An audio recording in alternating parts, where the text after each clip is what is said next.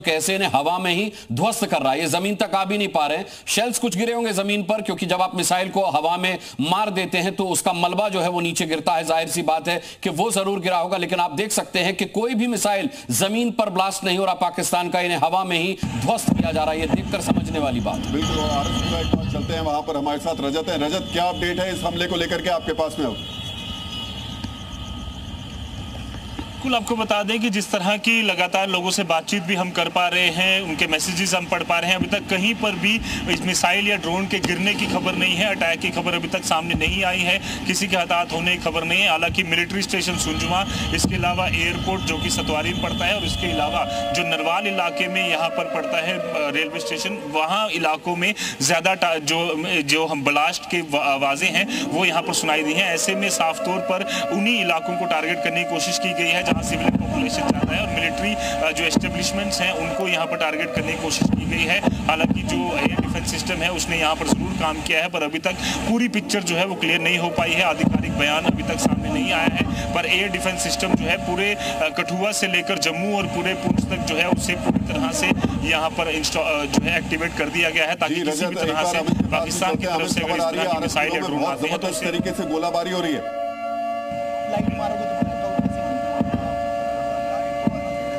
अमित, आरएसपुरा में पाकिस्तान को मुंहतोड़ जवाब दिया जा रहा है। जबरदस्त तरीके से गोलाबारी हो रही है वहां पे। क्या ये खबर आपके पास है? इस पे कोई अपडेट? बिल्कुल सर, बिल्कुल सर। ये देखिए, इसको हम ऑफिशियल आधार पे नहीं बोल सकते, लेकिन सोर्सेज बता रहे हैं। और लेकिन जब हम सुबह भी आईबी पे थे, इंटरनेशनल बॉर्डर पे थे, तो वहां पर भी किसी तरह की कोई हलचल ना हो इसलिए मुस्तैद थी, और लोग जो वहां थे बड़े कॉन्फिडेंट थे कि हमारे साथ फोर्सेज है और हम उनके साथ हैं, और जो वो कहेंगे हम वो करेंगे। उसी तरह का माहौल था, क्योंकि जब हम वहाँ बिल्कुल पास सामने इंटरनेशनल बॉर्डर पर कवरेज कर रहे थे तो वहाँ पर देख रहे थे कि कुछ ना कुछ हलचल है, क्योंकि यहाँ से जो पाकिस्तान के अंदर जो हलचल थी, हम बिल्कुल सियालकोट के पास थे, बिल्कुल इंटरनेशनल बॉर्डर के पास थे, और वहाँ पर दिखाई दे रहा था कुछ ना कुछ हलचल है, ये लोग जो है कुछ ना कुछ हरकत कर सकते हैं। तो इस तरह की इंफॉर्मेशन आ रही थी, सोर्सेज बता रहे थे। मैं आपसे अपडेट और लूंगा, लेकिन उससे पहले आपको बता देता हूँ कि अमेरिका ने लाहौर में अपने सिटीजन्स को, अपने नागरिकों को अलर्ट किया है और उनसे कहा है कि तुरंत लाहौर छोड़ दें। उसके अलावा जो खबर आ रही है उसमें शहबाज शरीफ इस समय एक इमरजेंसी मीटिंग कर रहे हैं, लेकिन सबसे बड़ी खबर इस वक्त यह है कि जम्मू में जो पाकिस्तान ने ड्रोन से अटैक करने की साजिश रची थी, उसको भारतीय सेना ने S-400, जिसे सुदर्शन कहा जाता है, उसने पूरी तरीके से नाकाम कर दिया है। लेकिन पाकिस्तान ने हिमाकत कर दी है। पाकिस्तान ने अपनी आफत बुला ली है, और ये तय मानिए कि अब उसके ऊपर आपदा आने वाली है। कल उसने 15 जगहों को टारगेट करने की कोशिश की थी। उसके बाद आज सुबह जो पाकिस्तान में हुआ सबने देखा। आज देखिए, इस वक्त की जो बड़ी खबर यह है कि ये हमला करने के बाद पाकिस्तान में अब एक इमरजेंसी मीटिंग बुला ली गई है, बैठक बुला ली गई है, क्योंकि ये बात पाकिस्तान को बहुत अच्छी तरीके से पता है कि इस हमले का जवाब बहुत ही ज्यादा तगड़ा और बहुत ही माकूल दिया जाएगा। आज सुबह उसने इस बात को महसूस भी किया है। सबसे बड़ी बात यह है कि हमारा एयर डिफेंस सिस्टम इस वक्त इतना स्ट्रांग है, जिसने हर मिसाइल को, जो 8 मिसाइल पाकिस्तान की तरफ से चली थी, उनको खत्म कर दिया। और लाहौर में पाकिस्तान का एयर डिफेंस सिस्टम आज सुबह भारतीय सेना ने तबाह कर दिया। पाकिस्तान के पास अब अगर भारत की तरफ से हवाई हमले होते हैं तो उसको रोकने के लिए कोई सिस्टम ही मौजूद नहीं है। लेकिन इस वक्त अमित, आप रोड पर चल रहे हैं, क्या कुछ वहां पर आपके पास मैसेजेस पहुंचे हो, लोगों से कुछ जानकारी मिल पा रही हो, शेलिंग को लेकर के कुछ जानकारी आ पा रही हो?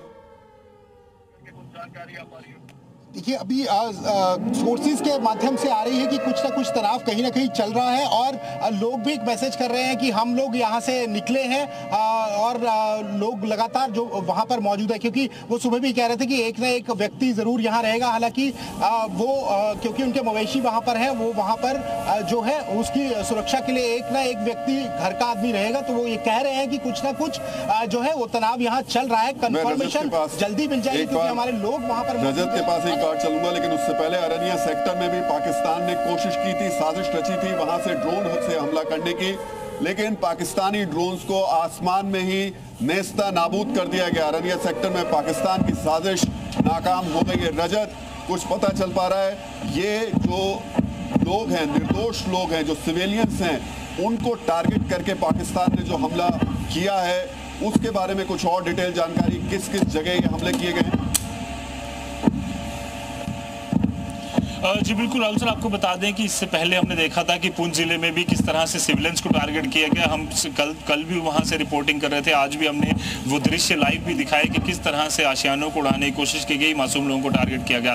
जम्मू की अगर हम बात करें तो पूरी तरह से हिंदू पॉपुलेटेड एरिया ज़्यादातर हैं। इसके अलावा जो बठिंडी नरवाल का इलाका है जहाँ पर ज़्यादातर मुस्लिम पॉपुलेशन रहती है, वहाँ पर भी इस तरह की जो मिसाइल्स अटैक करने की कोशिश जो है वो की गई है। फिलहाल के लिए वहाँ से किसी के हताहत होने की रिपोर्ट नहीं है कि हो सकता है कि इंडिया का जो डिफेंस सिस्टम है उसने इसे पूरी तरह से बर्बाद कर दिया हो। और फिलहाल के लिए सभी लोगों को कहा गया है कि आप अंदर रहिए, कोई भी पैनिक और एक बार फिर बता दें, उधमपुर में भी ड्रोन अटैक करने की साजिश रची गई थी पाकिस्तान की तरफ से। अखनूर में भी रची गई थी, अखनूर में भी पाकिस्तान ड्रोन को मार गिराया गया।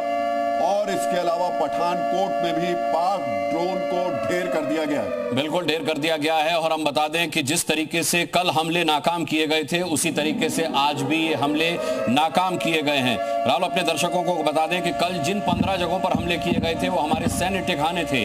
अवंतीपुरा से लेकर के भुज तक ये हमले किए गए थे। अवंतीपुरा, श्रीनगर, जम्मू, पठानकोट, कपूरथला, अमृतसर